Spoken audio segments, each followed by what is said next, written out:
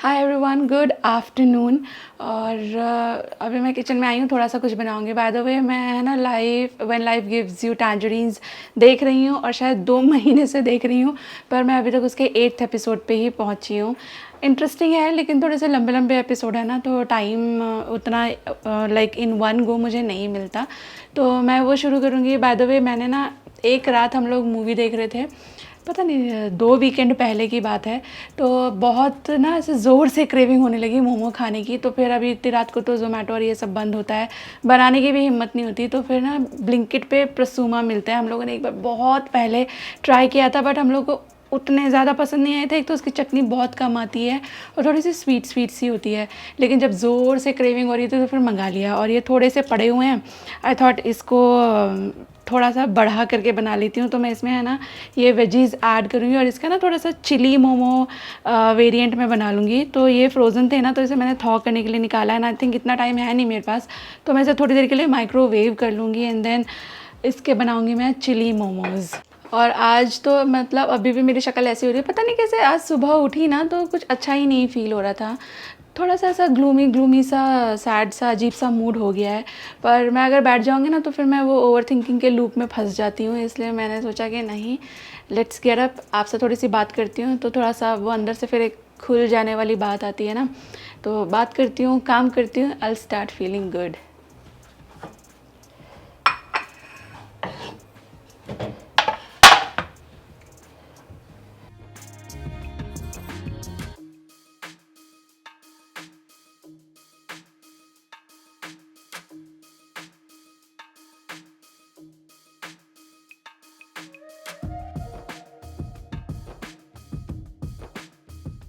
और मैं आपके साथ हमेशा इजी वाले तरीके ही शेयर करती हूँ। तो मैंने पैन में ले लिया है थोड़ा सा ऑयल, और इसके बाद फिर इसको गर्म होने देंगे, क्योंकि जब भी आप थोड़ा सा चाइनीज़ स्टाइल की कुकिंग करते हो ना, तो टेम्परेचर हाई रहे तो बेटर रिज़ल्ट मिलता है।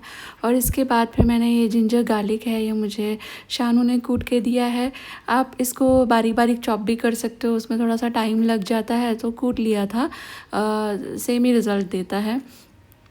इसको मैंने सबसे पहले डाल दिया है और ये थोड़ी सी फ्रेगरेंट हो जाएगी तब तक इसको भूनने के बाद एक प्याज था ऐसा मोटा मोटा काट लिया था, तो ये मैंने ऐड कर दिया है। और सारी सब्जियों को बहुत लाल लाल नहीं करना, बस थोड़ा सा क्रंच भी रहे, थोड़ी सी कुक भी हो जाए। एंड जो चाइनीज़ स्टाइल की कुकिंग होती है उसमें टमाटर नहीं डलता, बट एक बार मैंने टमाटर डाला था एंड उससे रिज़ल्ट बहुत अच्छा आया। आई थॉट कि मेरे पास है ना टमेटो केचप कम था, तो मैंने सोचा टमाटर का ही बनता है, टमाटर भी मैश हो जाएगा तो वैसा ही थोड़ा थोड़ा सा रिज़ल्ट देगा।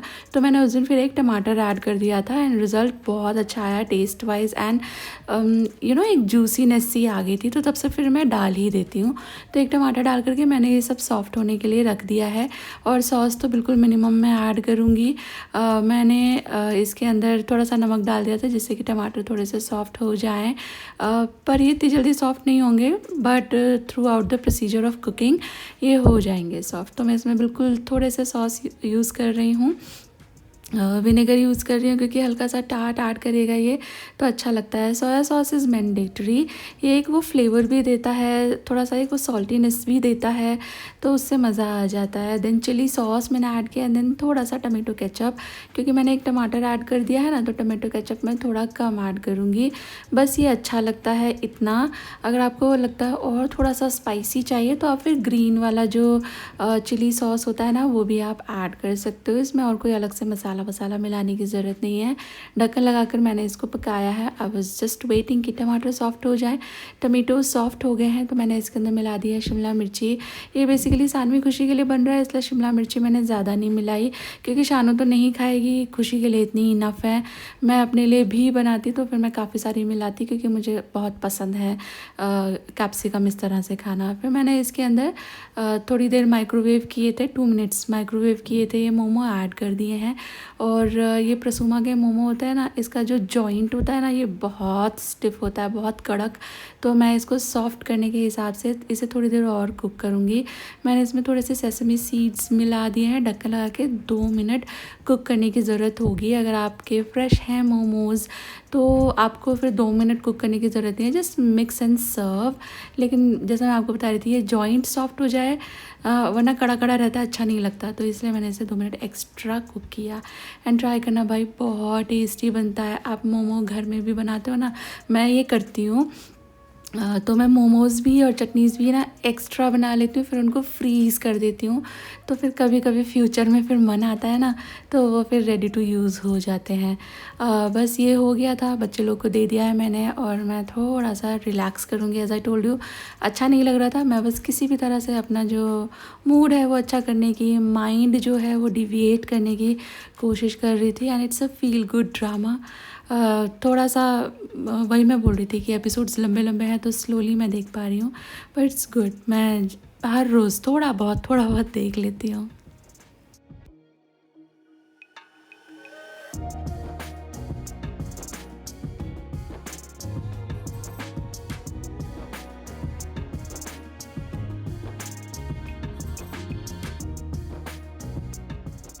इसके बाद मैं अंदर गई तो मैंने बच्चों के रूम में नज़र डाली, उन्होंने चादर सुबह में बदल दी थी।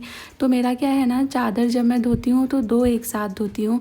3 के लिए मेरा वॉशिंग मशीन में ना अच्छे रिज़ल्ट नहीं मिलते, और एक धोना फिर ऐसा लगता है कि यार रिसोर्सेज वेस्ट हो रहे हैं। तो मैं हमेशा दोनों बेड पे से उतार करके ही साथ में धो देती हूँ। तो अब उन्होंने उतार दी थी, तो वो चादर पड़ी हुई थी लॉन्ड्री बैग के अंदर। मैंने सोचा चलो ये वाली भी बदल देते हैं, टाइम भी हो रहा था बदलने का। तो मैंने इसको भी चेंज कर दिया है, और दोनों की दोनों चादर को फिर मैं भी धुलने लगा दूँगी। अगर मैं ध्यान ना दूँ ना, मतलब एक दिन भी अगर आलस कर जाऊँ तो मेरी साइकिल 2 दिन से पीछे हो जाती है। एज़ इन लॉन्ड्री बैग भरता चला जाता है, और फिर मुझे लगता है यार ये खाली क्यों नहीं हो रहा। और ऐसा स्पेशली तब होता है जब मैं या तो आलस कर जाऊँ, या तो फिर ज़्यादा ही छुट्टी के मोड में आकर बहुत सारे काम फिर मैं छोड़ देती हूँ ना, रूटीन के हिसाब से नहीं करती कि अरे छुट्टी है। फिर बाद में जब रूटीन शुरू होता है ना, स्पेशली मंडे से, तब लगता है कि थोड़ा सा टाइम निकाल करके ये कर लिया होता है ना, तो इतना पाइल अप नहीं होता।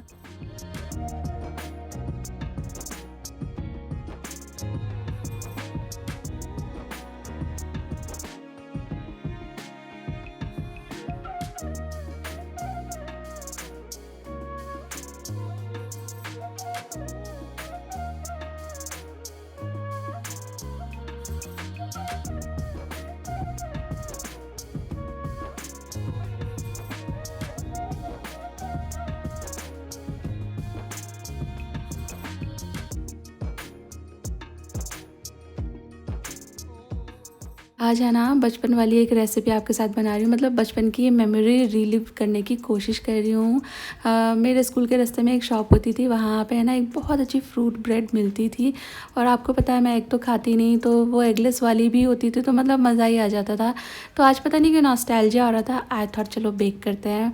कुछ एक फ्रेंड्स बोल भी रहे थे दीदी बहुत दिन से आपने बेक नहीं किया, और जब मेरा मूड भी अच्छा नहीं होता है तो भी आई डू बेकिंग। पता नहीं क्यों खुशबुएँ हैं ना बेकिंग की, मेरा मूड अपलिफ्ट कर देती हैं। तो बस मैं वही बना रही हूँ, फ्रूट ब्रेड।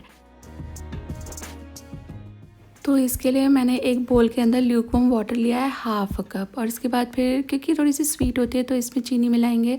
तो इस तरह की जो रेगुलर शुगर होती है, ग्रैन्युलेटेड शुगर, आप उसका भी इस्तेमाल कर सकते हो। पर मेरे पास पाउडर्ड शुगर रखी हुई है तो मैं इसको यूज़ करूँगी।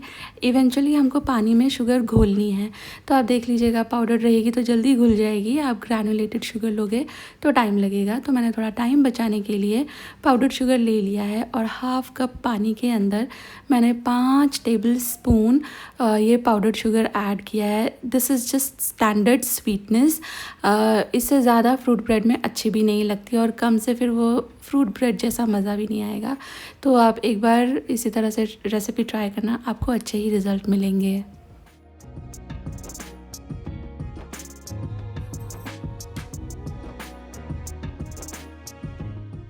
एक बात और, जो पानी होता है ना वो ल्यूकवार्म चाहिए यीस्ट को ब्लूम करने के लिए। पर मैंने थोड़ा सा ल्यूकवार्म से ऊपर का गर्म लिया था, क्योंकि चीनी घोलने में ना टाइम लग जाएगा, और इस दौरान फिर पानी ठंडा ना हो जाए। तो मैंने छोटी वाली उंगली पर फील करके देखा है, तो अब ये पानी है ना ल्यूकवार्म हो गया है। तो अब मैं इसके अंदर यीस्ट मिलाऊंगी। बहुत ठंडे या बहुत गर्म पानी में जो यीस्ट है वो ब्लूम नहीं होता है अच्छी तरह से।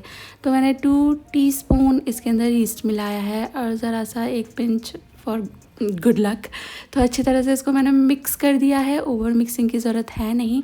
इसको ढक करके साइड में रख दीजिए 10 मिनट में आपका ईस्ट जो है वो ब्लूम हो जाएगा। आपको पता चल जाएगा इसे यूज़ करना है कि नहीं।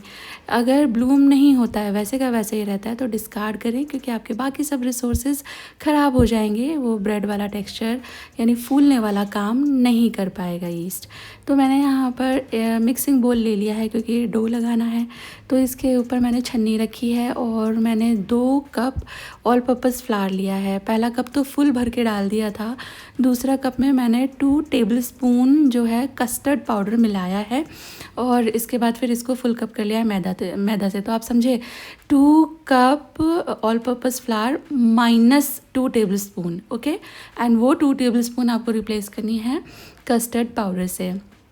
देन 1 टीस्पून इसके अंदर मिला दीजिए सॉल्ट, क्योंकि मैं ऑयल यूज़ करूँगी इसलिए मैंने सॉल्ट मिलाया है। अगर आप बटर यूज़ कर रहे हो सॉल्टेड मेल्ट करके, तो फिर आपको सॉल्ट मिलाने की ज़रूरत नहीं है। अच्छी तरह से छान लीजिए, कुछ भी लम्प्स आते हैं तो उसको सीव से पास मत कीजिए, उसको डिस्कार्ड करना है। और उसके बाद फिर इसको अच्छी तरह से एक बार फेंट लीजिए बलून विस्क से, सो दैट सारे के सारे ड्राई इंग्रेडिएंट्स अच्छी तरह से मिक्स हो जाएं। देन इसके अंदर मिलाएंगे फ़ैट। मैं यूज़ करूँगी refined oil, because it's colourless, tasteless, odourless. इसकी जगह आप डेफिनेटली बटर यूज़ कर सकते हो।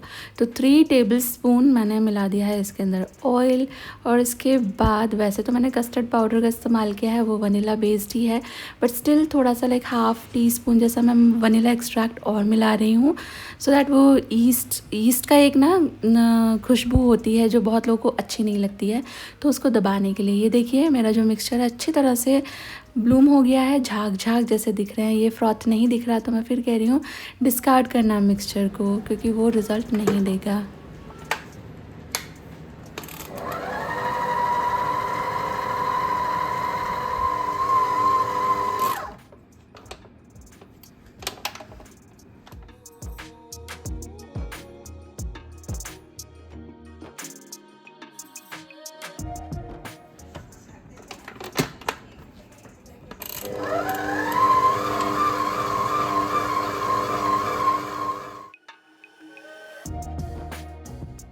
आटा अच्छी तरह से लग चुका था, तो फिर मैंने बाद में उसके अंदर फिर टूटी फूटी मिला दी है।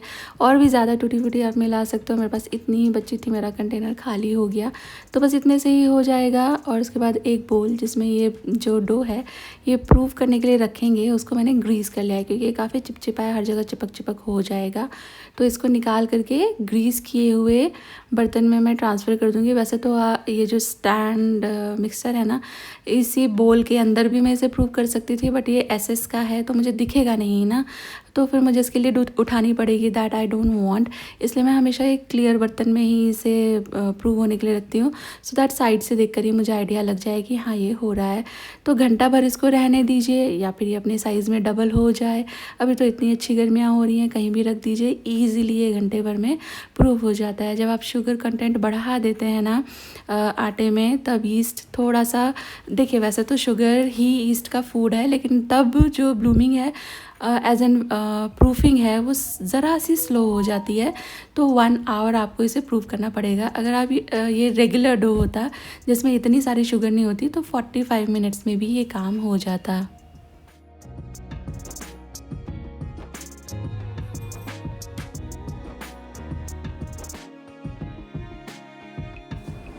और मैंने है ना एक्चुअली 1 घंटे का टाइमर लगा के रखा हुआ है, ये बजेगा किसी भी टाइम। मीनवाइल मैंने बर्तन भी धो लिए, थोड़े से करेले भी साफ़ कर लिया। एक्चुअली थोड़े पुराने हो गए थे, तो काट काट के जो भी पोर्शन हटा के साफ मैंने निकाल लिया। अभी मैं नमक लगाऊंगी, लेकिन मैं वेट कर रही हूँ कि पहले ये टाइमर बच जाएगा तो ब्रेड का काम कर देती हूँ, वरना मेरे हाथों में ना करेले की स्मेल हो जाएगी। तो अभी तो मैंने अच्छी तरह से धो लिया, अभी नहीं आ रही है स्मेल।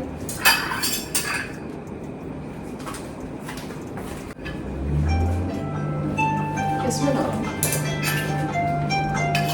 प्लास्टिक में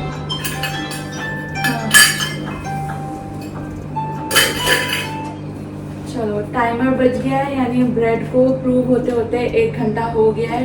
अभी उसे निकाल करके बेकिंग पे रखती हूँ।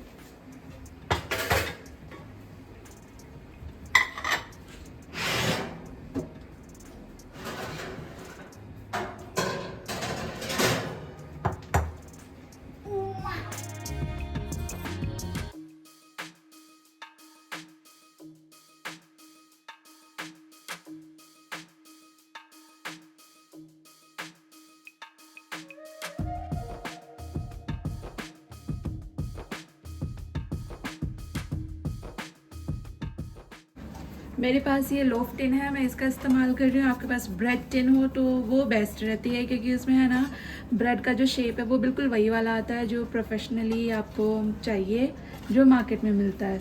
बट ये है मेरे पास, ये अच्छा काम कर लेता है।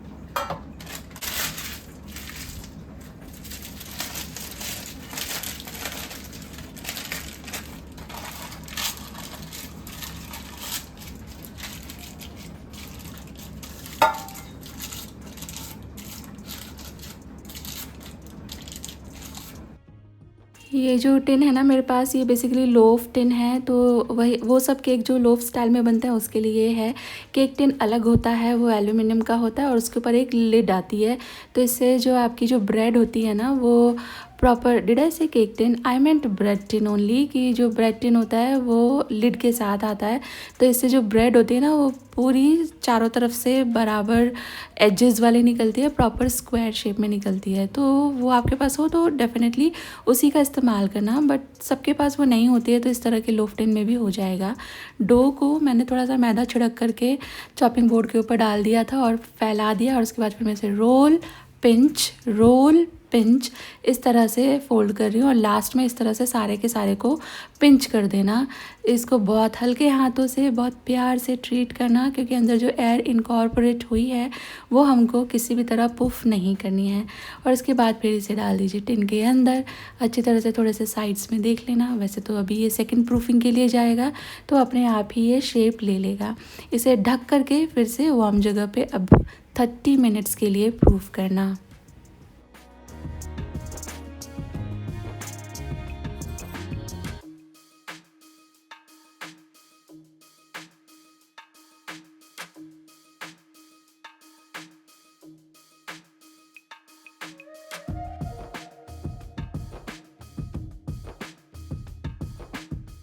तो जैसा मैं बोल रही थी करेले तैयार करके रखूँगी, तो सारे करेले मैं चॉप कर लूँगी। इसके बाद इनके अंदर है ना नमक रब करके रखूँगी, तो इससे इनकी कड़वाहट निकल जाती है। वैसे जो करेले की कड़वाहट होती है ना मुझे तो चलती है, मुझे उससे उतनी ज़्यादा कोई दिक्कत नहीं है। पर ये लोग भी खाते हैं तो उन लोगों को थोड़ा लगता है कि आज थोड़े से ऐसे बने, आज थोड़े से वैसे बने। तो ऐसे आपके घर में भी होंगे, तो इसलिए थोड़ा सा कड़वाहट निकाली जा सकती है इस तरह से। हल्का सा नमक रब करके रख दीजिए घंटा भर साइड में, और उसके बाद फिर इसे निचोड़ करके 2-4 पानी से धो लीजिए अच्छी तरह, फिर निचोड़ लीजिए। ड्राई रखना है, पानी कंटेंट इसके अंदर ना रहे। उसके बाद इसे कुक करेंगे तो बहुत अच्छे रिजल्ट मिलते हैं।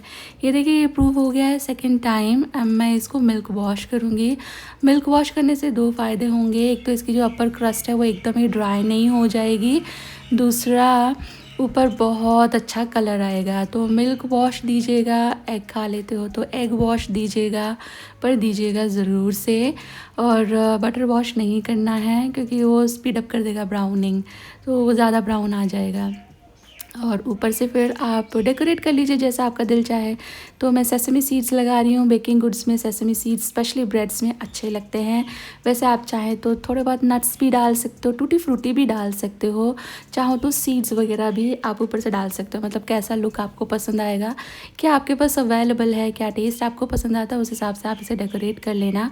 एंड जब आप इसको सेकेंड प्रूविंग के रखें तो उसके मिड में ही आपका जो अवन है वो प्री हीटिंग पे रख देना 180 डिग्री सेल्सियस पे 10 मिनट के लिए। और इसे बेक करना है 35 to 40 मिनट, दोनों रॉड भी ऑन करके फ़ैन भी ऑन करके 180 डिग्री सेल्सियस पे। बीच बीच में थोड़ा सा चेक कर लेना, कुछ 2-4-5 मिनट का फ़र्क आ सकता है डिपेंडिंग आपका अवन का मेड साइज़ कैपेसिटी। इस तरह से ऊपर से ब्राउन ब्राउन बढ़िया दिखने लगा और ना इतनी अच्छी खुशबू आने लगेगी, आपको पता चल जाएगा ये पक गया है। और इसके बाद इसे तुरंत निकालिए और तुरंत ही इसके ऊपर बटर स्मीयर कर दीजिए। ये एक इम्पॉर्टेंट स्टेप है, अदरवाइज़ जो क्रस्ट है वो हार्ड हो जाएगी और कटने में ना ऐसे सूखा ब्रेड होता है ना, इस तरह से क्रम्स निकलेंगे। तो उसे अवॉइड करने के लिए इसके ऊपर थोड़ा बटर स्मीयर करना ज़रूरी है। Also it adds a very beautiful glaze and shine and taste too. और इसके बाद फिर इसे ढक करके रख दीजिए, प्रेफरेबली वेट टॉवल रखते हैं देखो बेकरी वाले तो, पर आप एक अच्छा साफ टॉवल से इसे ढक के रख देना जब तक ये एकदम अपने आप रूम टेम्परेचर आ जाए। बेक्ड गुड्स कुछ एक को छोड़ दिया जाए। स्पेशली सेवरी एकदम फ्रेश अच्छे लगते हैं, बट स्वीट है ना ज़्यादातर नेक्स्ट डे बेटर टेस्ट देते हैं, स्पेशली ब्रेड टाइप वाले। तो देखो आप आज बना रहे हो तो कल ये और भी ज़्यादा अच्छा लगेगा, लेकिन आप आज बना रहे हो आज ही कंज्यूम करना है ना, तो फिर इसे एकदम ठंडा होने तक का वेट तो करना पड़ेगा। गरम गरम ना अच्छे कटते भी नहीं हैं और अच्छे टेस्ट भी नहीं देते। तो रख दिया उसको मैंने साइड में। मैंने वो हस्बैंड शाम को आएंगे चाय के वक्त पे सर्व करने के हिसाब से बनाया है वैसे भी। मीनवाइल मैंने यहाँ पे सब्ज़ी की तैयारी शुरू कर दी है। तो करेला की रेसिपी मैं आपके साथ दे चुकी हूँ, सिंपल है मेरी recipe, I am not repeating in this vlog.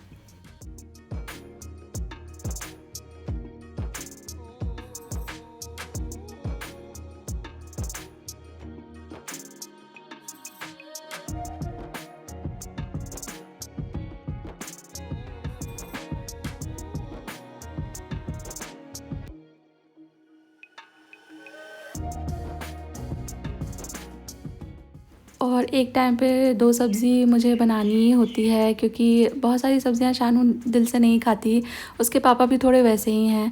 और एक अगर सूखी सी हो जाए ना सब्ज़ी तो कुछ दूसरा साइड में थोड़ा सा गीला रखना ज़रूरी है।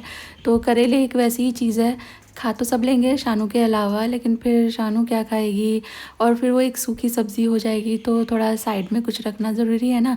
तो फिर मेरे पास लौकी रखी हुई थी, मैंने सोचा चलो इसकी एक बहुत अच्छी रेसिपी आपके साथ शेयर करती हूँ।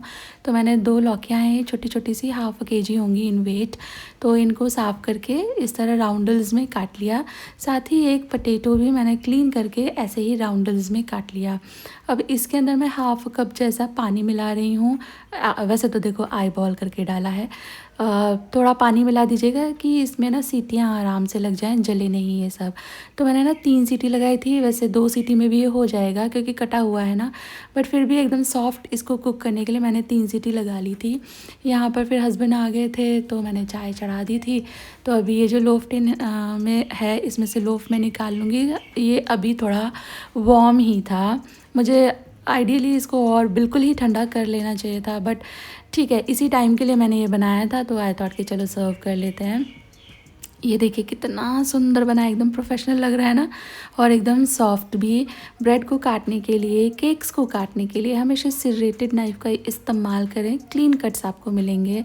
एंड आप ब्रेड बनाते हो ना तो इसकी जाली की तरफ गौर फरमाइएगा, आपको पता चल गया होगा। बहुत अच्छी बनी थी ये, टेस्ट में तो देखो ये है ही भाई, मेरा चाइल्डहुड फेवरेट थी ये, मुझे बहुत पसंद आती थी। और ना तब 50 पैसे का क्रीम रोल भी मिलता था, वो क्रीम रोल भी बहुत अच्छा लगता था। अब इतने एक्सपेंसिव क्रीम रोल्स मैंने कई बार मंगाए भी हैं, पर वो वाला मज़ा उसमें नहीं आता। उसका जो पफ पेस्ट्री होती थी ना वो क्रिस्पी नहीं होती थी, जैसे आजकल बहुत क्रिस्पी क्रीम रोल बनाते हैं ना, वो वैसा नहीं होता था, थोड़ा सॉफ्ट ही होता था एंड इतना डिलिशियस होता था। वैसा मिला ही नहीं कहीं, वो भी शायद मैं किसी दिन अब घर में ही बना लूँगी। And look at this bread, how soft it is, very soft, very tasty. आप ट्राई करना, कुछ ही इंग्रेडिएंट से ये बन जाती है। एंड आई बेट आप मेरे measurements and instructions, tips and tricks follow करोगे तो परफेक्ट रिजल्ट आपको मिलेगा।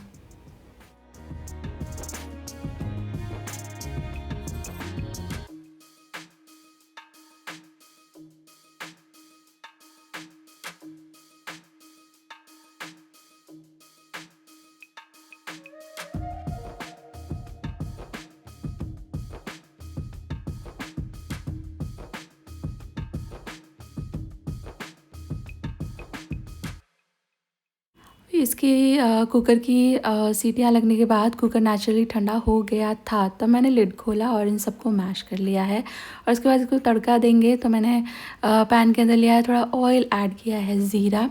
और ज़ीरा थोड़ा अच्छी तरह से भुना नहीं था मेरा, तो मैंने उसे चला करके अच्छी तरह भून लिया है। फिर ऐड किया है मैंने इसके अंदर एक प्याज काट करके। और ये तो सिंपल ही तड़का है, इसमें कोई ज़्यादा ताम झाम नहीं है, कुछ अलग इंग्रेडिएंट्स नहीं है, वही प्याज टमाटर वाला भुना मसाला। तो बस वही बना रही हूँ मैं। जिंजर गार्लिक भी ऐड कर दिया है, फिर टमाटर भी ऐड करूँगी।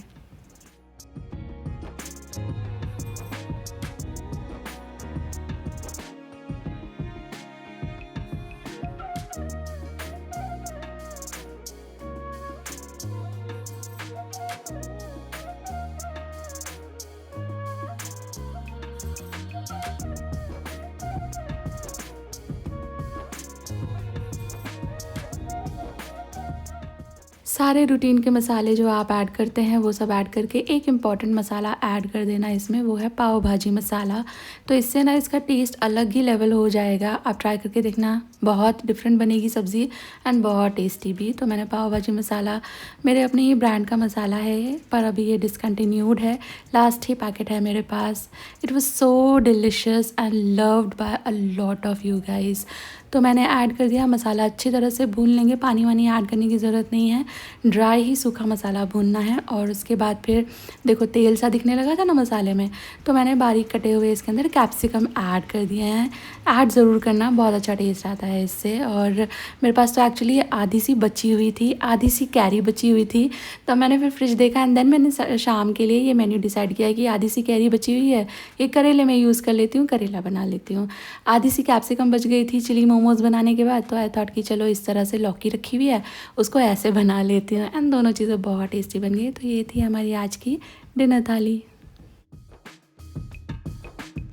खाना बनाना हो गया है, अब रह गया है किचन साफ़ करना। और मैंने खाना खाया नहीं क्योंकि मेरा खाना खाने का बिल्कुल मूड नहीं हो रहा है। किसी से मेरा व्हाट्सएप पे झगड़ा हो गया। मैं ना इस तरह से मैसेज के थ्रू बात करना ज़रा कम पसंद करती हूँ, क्योंकि जब बंदा सामने होता है ना तो वो अलग तरह से बिहेव करता है, और लेकिन व्हाट्सएप पे तो वो जैसे लोग नास्टी कमेंट्स भी कर जाते हैं, because that's very easy you know, कि बोर्ड पे कुछ भी लिख देना।